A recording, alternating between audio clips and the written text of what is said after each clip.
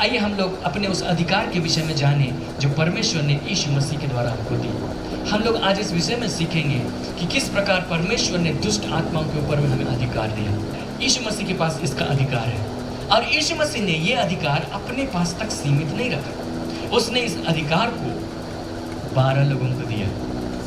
Hallelujah. हम लोग उस तरफ पढ़ रहे हैं। लूका रचित सुसमाचार में आइए और उसका अध्याय 9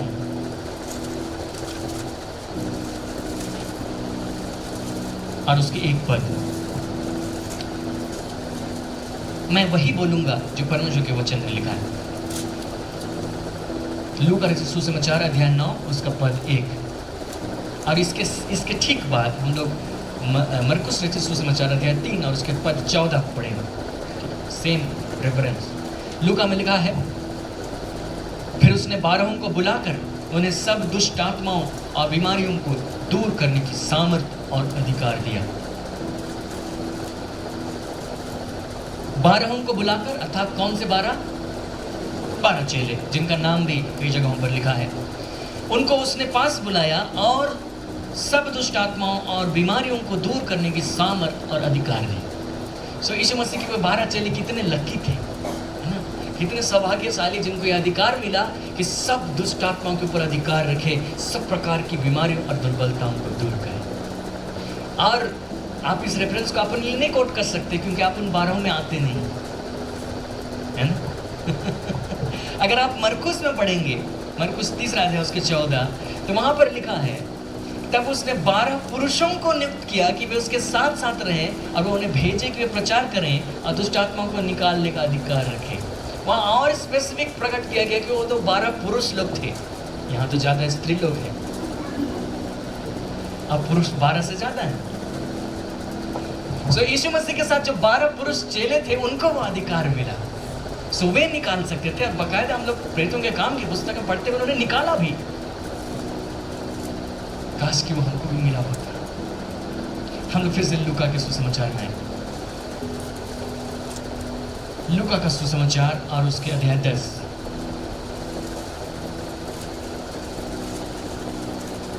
लूका का सुसमाचार अध्याय 10 और उसके एक पद लिखता है, इन बातों के बाद प्रभु ने 70 और मनुष्य नियुक्त किए और जिस जिस जगह, नगर और जगह को आप जाने पर था वहां उन्हें 2-2 करके आगे भेजा। अगर आप पूरी घटना पढ़ेंगे, हम लोग थोड़ा डिटेल कम करते हैं। वो 12 लोगों को उसने नियुक्त किया, उसने उनको आज्ञा दिया कि जाओ परमेश्वर के राज्य के सुसमाचार का प्रचार करो, दुष्ट आत्माओं को निकालो, कोढ़ियों को शुद्ध करो, बीमारों को चंगा करो, मरे हुओं को जिलाओ। उसने इस प्रकार से कहा और उनको 2-2 करके भेजा। मत्ती की पुस्तक बताती है अध्याय 10 में वे चले गए और उसके बाद जब वे चले गए उसने 70 और चेले नियुक्त किए। इन बातों के बाद लिखता है, इन बातों के बाद, अर्थात जो बातें इसके पहले हो गई, यानी कि 12 लोगों को नियुक्त करके उनको भेजना हो गया, उनको काम करने के लिए उनको जो अधिकार दिया था दे दिया। और उसका 70 और चेले नियुक्त किए और उनको फिर से 2-2 करके भेजे और उनको भी कुछ निर्देश दिए, लेकिन जो भी निर्देश दिए उन्हीं के समान है जो 12 लोगों को दिए गए।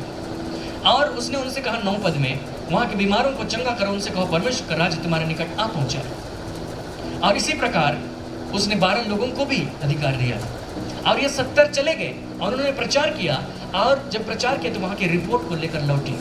10वां अध्याय उसके पद 17, वे 70 आनंद करते हुए लौटे और कहने लगे, हे प्रभु तेरे नाम से दुष्ट आत्मा भी हमारे वश में है। हालेलुया। शुरू में उसने 12 लोगों का अधिकार दिया, उसमें साफ साफ लिखा है कि वे 12 पुरुष थे।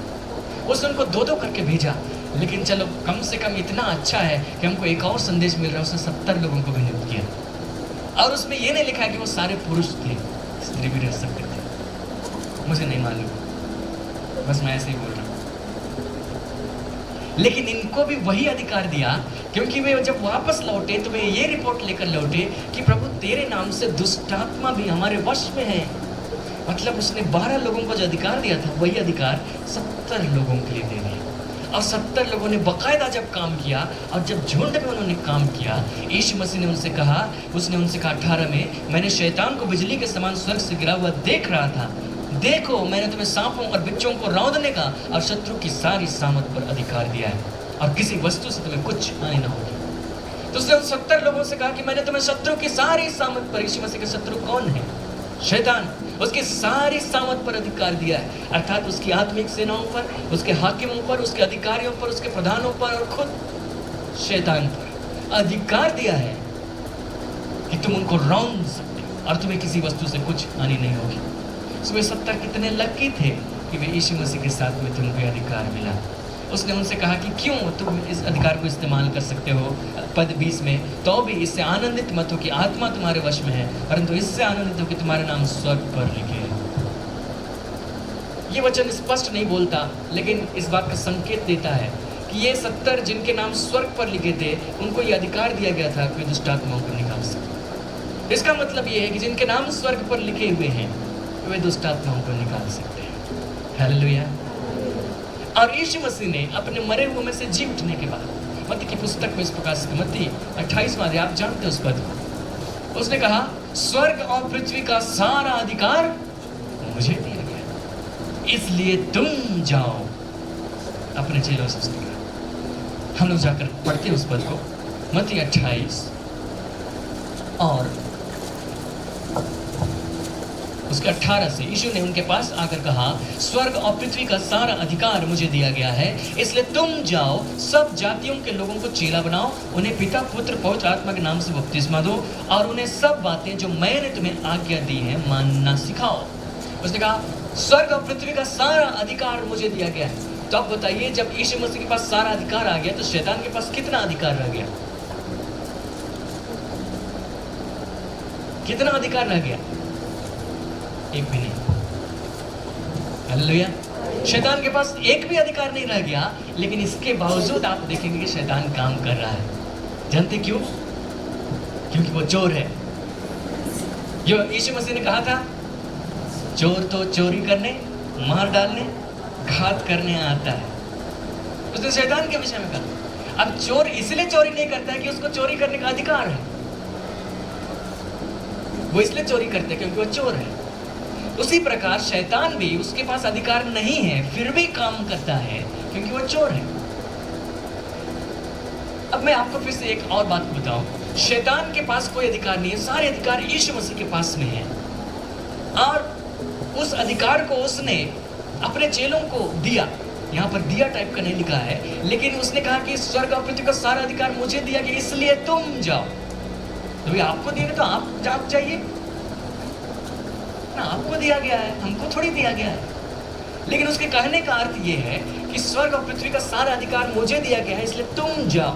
कहने का अर्थ है मेरे अधिकार को काम में लाओ, और जिनको भी तुम लाओगे उस सुसमाचार के द्वारा, उनको इन्हीं बातों को मानना सिखाओ। इसका मतलब जो अधिकार और जो बातें उन चेलों को दी गई, वे बाद में बाकी विश्वासियों के लिए भी उपलब्ध हो जाएंगी।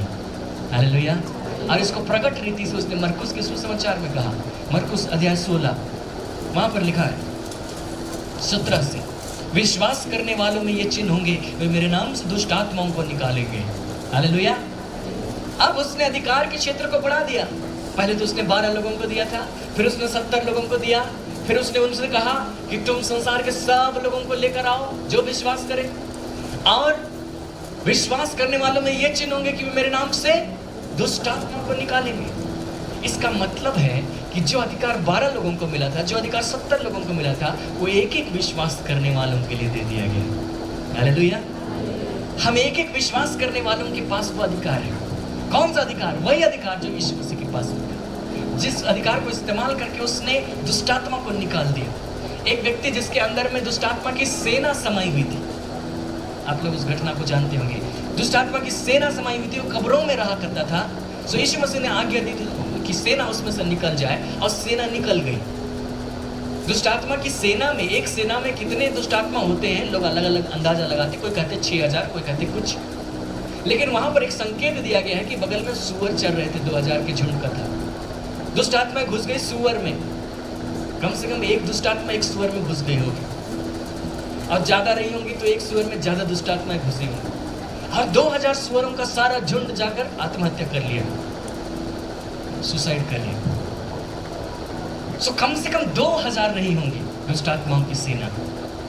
सो यीशु मसीह के पास ये अधिकार है कि न सिर्फ एक व्यक्ति के अंदर से दुष्ट आत्मा को निकाल सकता है, सारी सेना को भी निकाल सकता है, वो उसके प्रधान को भी बांध सकता है, और उसने वही अधिकार आपको और हमको भी दिया है।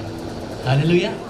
यीशु मसीह के 70 चेले आनंद करते हुए लौटे और कहने लगे कि हम तेरे नाम से दुष्ट आत्मा भी हमारे वश में है। यीशु ने कहा तुम्हारे नाम सख्त पर लिखे। और जानते हमारी स्थिति उनसे बेहतर है। जिस समय 70 लोग दुष्ट आत्मा निकाल रहे थे, जिस समय 12 लोग दुष्ट आत्मा निकाल रहे थे, उस समय तक यीशु मसीह मरे नहीं थे, उस समय तक वो गाड़े नहीं गए थे, उस समय तक वो जी नहीं उठे थे, उस समय तक वो स्वर्ग में नहीं उठाए गए थे और पिता के दाहिने नहीं बैठे थे। और जब ये सारी बातें हो गई, स्थिति बदल गई। हमारी स्थिति उनसे बेहतर है। अगर हम यीशु पर विश्वास करते हैं, हमारे नाम स्वर्ग में लिखे अवश्य, लेकिन उससे बढ़ के भी कुछ है। आइए हम आपको दिखाएं। इफिसियों की पत्री पहला अध्याय। इफिसियों की पत्री पौलुस प्रार्थना कर रहा था कि इफिसुस में रहने वाले लोग इस बात को जान लें, और उसने उनके लिए प्रार्थना की। न सिर्फ प्रार्थना की, उसने उनके लिए लिख के भेजा कि यही वो बातें हैं जिनको मैं चाहता हूं कि तुम जानो। और वो कौन सी बातें? वो बातें इस प्रकार से, पहला अध्याय और उसके 16 पद से देखिए। तुम्हारे लिए धन्यवाद करना नहीं छोड़ता, अपनी प्रार्थनाओं में तुम्हें स्मरण किया करता हूँ कि हमारे प्रभु यीशु मसीह का परमेश्वर जो महिमा का पिता है, तुम्हें अपनी पहचान में ज्ञान और प्रकाश की आत्मा दे, तुम्हारे मन की आंखें ज्योतिर्मय हो कि तुम जान लो कि उसकी बुलाहट की आशा क्या है, पवित्र लोगों में उसकी मीरास की महिमा का धन कैसा है, और उसकी सामर्थ हम में जो विश्वास करते कितनी महान है। उसने कहा कि मैं प्रार्थना करता हूँ कि परमेश्वर तुम्हें अपनी पहचान में ज्ञान और प्रकाश की आत्मा दे, तुम्हारे मन की आंखें ज्योतिर्मय, तुम अपने भीतर में इस बात को जानो। क्या क्या बातें? 3 बातें हैं। पहला, उसकी बुलाहट की आशा क्या है। दूसरा, पवित्र लोगों में उसकी मीरास की महिमा का धन कैसा है। पवित्र लोग कौन है? पवित्र लोग कौन है? हम ही लोग हैं जो विश्वास करते हैं, क्योंकि उसने एक ही चढ़ावे के द्वारा हमें पवित्र किया। हम लोगों ने इसको देखा था। पवित्र लोगों में उसकी मीरास, उसकी विरासत का धन कैसा है, और उसकी सामर्थ हम में जो विश्वास करते हैं कितनी महान। 3 चीजों को जाने। तो उसमें मैं आखिरी चीज पर बोलना चाहता हूँ, उसकी सामर्थ हम में जो विश्वास करते हैं कितनी महान है। कौन सी सामर्थ? यहाँ लिखता है उसकी शक्ति के उस कार्य के अनुसार जो उसने मसीह में किया, कि उसको मरे हुओं में से जिलाकर स्वर्गीय स्थानों में अपनी दाहिनी ओर, आगे लिखा है, बैठाया। कौन सी सामर्थ? जिस सामर्थ के द्वारा परमेश्वर ने यीशु मसीह को मरे हुओं में से जिलाकर उठाया और अपने दाहिने हाथ बैठाया। सो परमेश्वर ने अपनी ऐसे सामर्थ को प्रकट किया जिसके पहले कभी प्रकट नहीं किया। आप लोग कहेंगे कि यीशु मसीह तो लाजर को भी जिलाया था, नाइन नगर विधवा के बेटे को भी जिलाया था, याईर की बेटी को भी जिलाया था, लेकिन उसमें वो सामर्थ नहीं लगी थी। आप ऐसे ही सोचिए, एक आदमी को मरे हुए में से जिलाने में कितनी सामर्थ लगती है। हमारे डॉक्टरों के पास वो सामर्थ है। जब तक आदमी जिंदा रहता है, उसकी धड़कन चल रही है, तब तक कहते कुछ आशा है। जब उसकी धड़कन समाप्त हो गई, तब डॉक्टर कहते हैं आई एम सॉरी। खत्म, उसके बाद नहीं कर सकते। उसके बाद की सामर्थ उनके हाथ में नहीं है। उनके पास उसके बाद ऐसा कोई केमिकल नहीं बना जिसका इंजेक्शन देने से उसको फिर से जिंदगी आ जाए। सो एक ऐसे साधारण व्यक्ति मर गया, उसको जिलाने में कितनी सामर्थ लगती है, कोई मामूली बात नहीं। लेकिन उससे बढ़कर यीशु मसीह को जिलाने में कितनी सामर्थ लगी होगी। मैं आपको कोई कहानी बताना चाहता हूँ। वो इस प्रकार से है कि जब यीशु मसीह मर गए, तो उसने भविष्यवाणी की थी कि मैं तीसरे दिन मरे हुए में से जी उठूंगा। उसके दुश्मनों ने इस बात को सुना हुआ था, यहाँ तक जो पिलातुस के पास लोग शिकायत करने गए, बोले कि उसने कहा था मैं मरे हुए से जी उठूंगा, इसलिए उसकी कब्र की रखवाली की जाए। तो मरे हुए में से ना जी उठे, इसलिए कब्र के बाहर में वो लोग रखवाली कर रहे थे, मुहर लगा के। ये तो मनुष्य का प्रयास था, तो क्या शैतान चुप रहा होगा? नहीं, वो भी ये प्रयास किया होगा कि वो मरे हुए में से ना जी उठे। तब मैं कल्पना करता हूँ कि उसने सारी फौज इकट्ठी की होगी, है ना। सारे प्रधान हर एक एरिया से लौट आए, यरूशलेम में इकट्ठा हों, सारे अधिकारियों को बुला कर लाए, हाकिमों को और सेनाओं को, ये जो मरा ये जीना नहीं चाहिए। लेकिन इसके बावजूद, उनके सारे भारी विरोध और प्रयास के बावजूद यीशु मसीह जी उठा। जानते आज शैतान या दुष्ट आत्मा यीशु के नाम से क्यों डरती हैं? क्योंकि लोग व्यक्तिगत रूप से उससे हार चुके हैं। हालेलुया। क्योंकि उन्होंने उससे मरे हुए में से जी उठने से रोकने की कोशिश की और असफल रहे। इसलिए उसको जानते हैं, इसलिए उसका नाम लेकर आज्ञा देने पर उनको भागना पड़ता है। नहीं तो सिर्फ इजराइल के दुष्ट आत्मा जानते यीशु के बारे में, भारत के दुष्ट आत्मा नहीं जानते, वो तो गए ही नहीं थे। लेकिन इनको भी मालूम है। क्यों मालूम है? शायद रोकने के लिए गए थे। लेकिन परमेश्वर ने अपनी सामर्थ को इस रीति से प्रकट किया कि उसको मरे हुओं में से जिलाया और उठाकर स्वर्ग स्थान में अपनी दाहिनी ओर बैठाया। अब दाहिनी ओर सिर्फ ऐसा नहीं लिखा, हम लोग फिर से पढ़ते हैं, जो उसने मसीह में किया, पद 20 से, जो उसने मसीह में किया कि उसको मरे हुए में से जिलाकर स्वर्ग स्थानों में अपनी दाहिनी ओर सब प्रकार की प्रधानता और अधिकार और सामर्थ और प्रभुता के और हर एक नाम के ऊपर जो न केवल इस लोक में पर आने वाले लोक में भी लिया जाएगा, बैठाया। यीशु मसीह को हम लोग जानते हैं, यीशु मसीह मरे हुए में से जी उठा, उस स्वर्ग पर उठा लिया गया, पिता के दाहिने हाथ बैठा, इतना जानते हैं। लेकिन जहां पर वो बैठा वो कई चीजों से ऊपर है। किन चीजों से ऊपर है? वो सब प्रकार की प्रधानता और अधिकार और सामर्थ और प्रभुता और हर एक नाम जो इस लोक में और आने वाले लोक में जाए, उसके ऊपर यीशु मसीह बैठे। हालेलुया। अगर आप हिंदी में पढ़ रहे हैं तो शायद आपको लगे ये क्लियर नहीं है हिंदी में जब हम पढ़ रहे हैं कि उसके ऊपर बैठाया, तो हो सकता है ठीक उसके पांवों के नीचे प्रधानताएं और अधिकार वगैरह शुरू होते हैं ना। और ये सारे प्रधानता और अधिकार ये शैतान के विषय में बातें कर रहे हैं। तो हो सकता है कि यहाँ तक वो पहुंचे हैं ऊपर आसमान में, नीचे दुष्टा के आत्मिक सेना, हाकिम, अधिकारी, प्रधानताएं, मुख्य शैतान, तो हो सकता है इन यीशु मसीह तो इनके ऊपर है, तो जस्ट थोड़ा सा ऊपर बैठा होगा। लेकिन अगर आप इंग्लिश में पढ़ेंगे तो लिखता है फार अबव। हालेलुया। फार अबव मतलब बहुत ऊपर। सो यीशु मसीह इनके ऊपर बैठा है, तो थोड़ा ऊपर नहीं, फार अबव, बहुत ऊपर बैठा है। सो यीशु मसीह जब मरे हुए में से जी उठा, स्वर्ग में पिता के दाहिने हाथ बैठा, वो इन सारे प्रधानता अधिकारों के बहुत ऊपर है, मतलब इनसे बहुत अधिक सामर्थ रखता है। तो उससे हमको क्या फायदा हुआ? उससे हमको फायदा ये हुआ कि उसने न सिर्फ यीशु मसीह को जिलाया, उसने हमें भी जिलाया। हालेलुया। पद 2 अध्याय पद 1 यह लिखता है, उसने तुम्हें भी जिलाया जो अपने अपराधों और पापों के कारण मरे हुए थे। पौलुस जब कह रहा था, मैं प्रार्थना करता हूं तुम्हारे मन की आंखें ज्योतिर्मय हो, तुम इन बातों को जान लो। किन बातों को? तो बातें इस प्रकार से है कि यीशु मसीह को उसने मरे हुए में से जिलाया, यहाँ पर बैठाया। बात वहाँ पर खत्म नहीं होती। उसने न सिर्फ यीशु को जिलाया, उसने तुम्हें भी जिलाया। हालेलुया। उसने बोलिए, उसने मुझे भी जिलाया। चलिए हम लोग 5 पद को हम पढ़ते हैं, 5 और 6 एक साथ। जब हम अपराधों के कारण मरे हुए थे तो हमें मसीह के साथ जिलाया, अनुग्रह ही से तुम्हारा उद्धार हुआ है, और मसीह यीशु में उसके साथ उठाया और स्वर्गीय स्थानों में उसके साथ बैठाया। हालेलुया। हम लोग जानते हैं यीशु मसीह मरा, यीशु मसीह गाड़ा गया, यीशु मसीह जी उठा, स्वर्ग में उठा लिया गया, पिता के दाहिने हाथ बैठा। लेकिन बाइबल इस बात को बताती है कि भेद ये है कि उसने हमें भी जिलाया, उसने हमें भी उठाया, उसने हमें भी बैठाया जहां वो खुद बैठा है। हालेलुया। और वो कहां बैठा है? सब प्रकार की प्रधानता और अधिकार और हर एक नाम के ऊपर जो इस लोक में आने वाले लोक में लिया जाए, उसके बहुत ऊपर यीशु को बैठाया, और उसने वहीं पर हमें भी बैठाया। हालेलुया। इसलिए मैंने कहा हम उन 70 लोगों से कहीं बेहतर अवस्था में, क्योंकि उन 70 लोगों के तो सिर्फ नाम ही स्वर्ग में लिखे हुए थे, और उस नाम लिखे हुए के बदौलत वे दौड़कर रिपोर्ट लेकर आए, तेरे नाम से दुष्ट आत्मा भी हमारे वश में। हमारी स्थिति क्या है? हमारे नाम भी जरूर है, लेकिन उससे बढ़कर हम यीशु मसीह के साथ स्वर्गीय स्थानों में बैठे हुए। एक दुष्ट आत्मा की जितने भी सम्मिलित शक्ति होगी उससे बहुत ऊपर है। इसलिए आपको किसी दुष्ट आत्मा से डरने की जरूरत नहीं, दुष्ट आत्मा को आपसे डरने की जरूरत है। हालेलुया। लेकिन जानते हैं, मैं आपको बताऊं, आपके पास सारी सामर्थ होगी, अधिकार होगी, ऐसे ही एक एक विश्वासी के पास होगी, लेकिन भी कई बार शैतान उनसे डरता नहीं है। जानते क्यों? क्योंकि वो जानता है कि इन लोगों को मालूम नहीं है।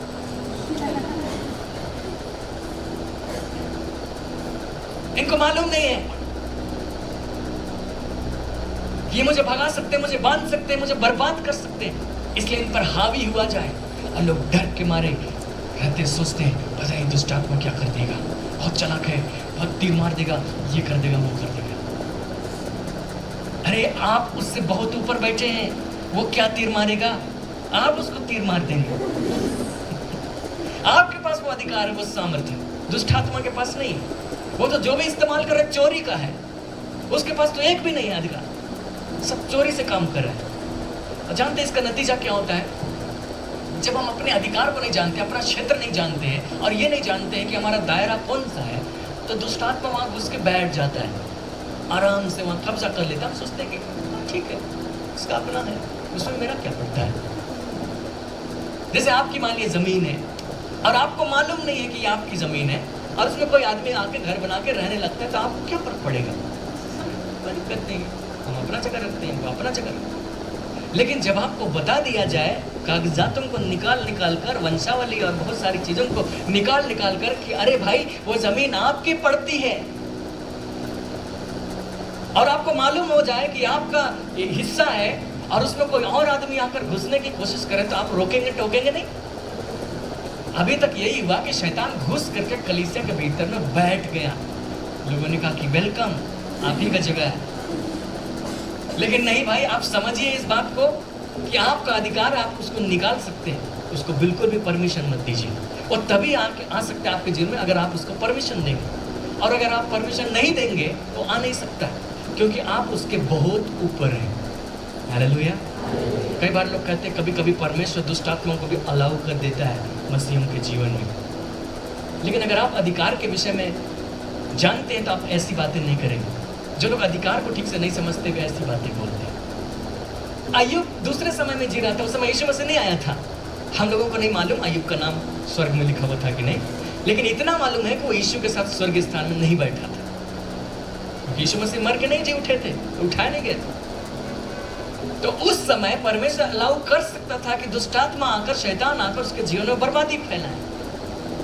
लेकिन अभी अगर परमेश्वर अलाउ कर भी दे तो भी वो नहीं आएगा, नहीं आ सकता है जब तक कि आप व्यक्तिगत रूप से उसको अलाउ नहीं करें। आपको उदाहरण देता हूँ, बहुत सारे लोग कुत्ते पालते हैं अपने घरों में, तो कुत्ते भी अधिकार को समझते हैं। आप उसको डांट कर बोलेंगे तो सिर झुका लेगा, पूंछ झुका लेगा।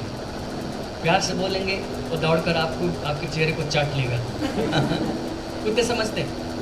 आप भी अपने परिवार में अधिकार को समझते हैं। आप अगर परिवार में बच्चे के रूप में, तो आपके माता पिता का अधिकार आपके ऊपर में, और कुत्ते आपके नीचे हैं, ठीक है? माता पिता कभी भी कुत्ते को आपकी प्रॉपर्टी नहीं देंगे। आप कुत्ते से ऊपर ही हैं, बहुत ऊपर हैं। सो आपका पिता अगर कुत्ते को अलाउ कर भी दे कि तुम इसके बिस्तर में जाकर सो सकते हो, तो कुत्ता नहीं आ सकता है जब तक कि आप खुद अलाउ ना करें। हालेलुया। वो आपकी ओर देखेगा पहले। उसी प्रकार अगर परमेश्वर आज अलाउ कर भी दे तो शैतान आकर आपके घर में घुस नहीं सकता, बर्बादी नहीं फैला सकता, क्योंकि आप उसके ऊपर अधिकार रखते हैं। अय्यूब के पास ये आशीष नहीं थी, हमारे पास ये आशीष है। इसलिए शैतान के बारे में कभी मत सोचिए शैतान ऐसा कर देगा, वैसा कर देगा। अपनी विश्वास की ढाल को मजबूत रखिए। शैतान हमेशा तीर मारता है, उसके विषय में एपीसी में लिखा हुआ है, शैतान के जलते हुए तीरों को बुझा सकता। शैतान तीर मारता है दूर से, नजदीक आना नहीं चाहता है ना, दूर से तीर मारता है। और कभी कभी लोगों को लग जाता है, लोग सोचते हैं पता नहीं शायद जीवन ऐसे ही है, लेकिन मैं आपको बताना चाहता हूं कि नहीं, ऐसा नहीं है। असल बात क्या है वो इस प्रकार से, आपके पास कोई कमी नहीं है, आपके पास सारे अधिकार और सारे सामर्थ्य दिए हुए हैं, लेकिन असल बात है कि जो आपका ढाल है विश्वास का, वो इसके जैसा है। ऐसा विश्वास का ढाल जिसमें छेद हो। अब उस ढाल को लेकर आप शैतान के सामने खड़े होंगे और वो तीर मारेगा तो कितना बचेंगे? कोई ना कोई तीर लग सकता है। इसलिए जितने छेद हैं सबको भर दीजिए। हालेलुया। कैसे भर लीजिए? उस ज्ञान के द्वारा, उस वचन के द्वारा जो आज आप सुन रहे हैं। आप किसी जगह छेद मत दीजिए कि ऐसा ऐसा कर देंगे शैतान आ जाएगा, ऐसा ऐसा शैतान आ जाएगा, शैतान ऐसा कर देगा। इसलिए यीशु मसीह क्या करते थे? कभी भी दुष्टात्मा को निकाले, वो दुष्टात्मा से बात नहीं करते थे, क्योंकि दुष्टात्मा झूठ बोलता है। यीशु ने उसके विषय में कहा शैतान के विषय झूठ का पिता है। इसका मतलब दुष्ट आत्मा जो भी बोल रहा है, दुष्ट आत्मा ग्रस्त लोग कई बार बहुत बातों को बोलते हैं, तो जो भी बोलते हैं वो सच बोल रहे हैं ये मत सोच लीजिएगा। वो झूठ भी बोलते हैं, आपको पता भी नहीं चलेगा, ठग देगा, बोलेगा मैं फलाना व्यक्ति का आत्मा हूं, कुछ भी बोल सकते। और जो लोग उसको सुनते हैं उसके हिसाब से सोचते हैं कि दुष्ट आत्मा इसे बोला मतलब यही सच है। दुष्ट आत्मा बोला और झूठ बोला, उसकी बात पर भरोसा मत कीजिए, उससे बात ही मत कीजिए। उसके साथ सिर्फ एक ही बात, तुम जाओ और जाओ, तुमको बोलने की इजाजत नहीं, बोलेंगे तो हम, उसको बोलने मत दीजिए। और जब वो बोलेगा और उसकी बात पर आप यकीन कर लेंगे तो आपके विश्वास में आप छेद बना लेंगे। एक बार की बात है, कुछ बहनों के विषय में मैंने सुना, वो लोग कहीं पर दुष्ट आत्मा निकालने के लिए गए और वहां पर जो व्यक्ति जिस दुष्ट आत्मा ग्रस्त था उसने इस प्रकार से कहा, भागो नहीं तो तुम्हें लोग में घुस जाएंगे। वे लोग वहां से भाग गए, ऑटो पकड़ कर लौट गए अपने घर, क्योंकि वे डर गए कि दुष्ट आत्मा उसमें से निकल कर मेरे अंदर घुस जाएगा। अरे कैसे घुसेगा? तभी घुस सकता है जब आप उसको रास्ता देंगे, आप उसके ऊपर अधिकार रखें। आप डरिए मत, कभी आपका ऐसा सामना हो तो घबराइएगा मत। दुष्ट आत्मा ऐसे बोला। एक बार एक जगह दुष्ट आत्मा निकालने के लिए मैं गया हुआ था, तो वहाँ पर दुष्ट आत्मा जिसके भीतर में था, क्योंकि मैं काफ़ी सारे वचन को जानता हूँ, दुष्ट आत्मा जो जैसा व्यक्ति होगा उसी के हिसाब से बातें करता है। तो वो दुष्ट आत्माग्रस्त व्यक्ति ने मुझसे क्या कहा, व्यक्ति बोलने लगा, विश्वास तो है ही नहीं। तो उसको सुनने से मेरे मन में क्या आएगा, अच्छा मेरे विश्वास नहीं, अच्छा ऐसे में तो दुष्ट आत्मा कैसे निकलेगा, नहीं निकल पाएगा। अपनी बातों को बोलकर दांव खेल लेता है, इसलिए उसको बोलने ही मत दीजिए। लेकिन उसके बाद मैंने इस बात को सोचा कि कैसे विश्वास नहीं है, सारा अधिकार सारी सामर्थ हमें दी गई है, कैसे नहीं है। फिर मैंने उसको आज्ञा दी, फिर लड़का शांत हो गया, दुष्ट आत्मा निकल गई। हालेलुया। उसको बोलने मत दीजिए, अपने विश्वास में छेद होने मत दीजिएगा, शैतान के तीर ना लग जाए। विश्वास को मजबूत बना के रखिए, और जब तक आप यहाँ आ रहे हैं आपके विश्वास को कमज़ोर होने नहीं दिया जाएगा। अगर कोई छेद है तो उसको रिपेयर कर दिया जाएगा। हालेलुया।